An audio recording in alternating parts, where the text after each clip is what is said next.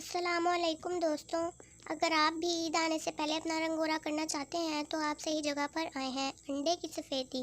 रंग गोरा करने के लिए अंडे की सफ़ेदी को भी मुफीद समझा जाता है। ये जिल्द के मसाम को सुकेड़ती है और रंगत में निखार लाती है।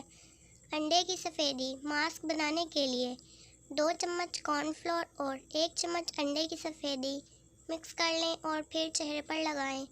इससे जिल्द गोरा होना शुरू हो जाएगी। अगर इन मौसर तरीक़ों की मदद से भी आपकी रंगत गोरी नहीं होती तो आपको किसी डर्माकोलॉजिस्ट से रब्ता करना होगा।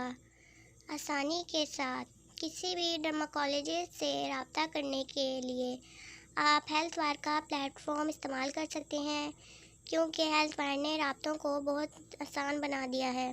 मैं लिंक डिस्क्रिप्शन में दे दूँगी और फ़ोन नंबर भी डिस्क्रिप्शन में दे दूँगी। आप चाहें वहाँ से रब्ता करें और अपनी रंगत गोरी करें। और आप हमें कमेंट करके बताएं कि हम नेक्स्ट वीडियो कौन सी करें। अब मिलते हैं नेक्स्ट वीडियो में। अपना बहुत सारा ख्याल रखिएगा। अल्लाह हाफिज़।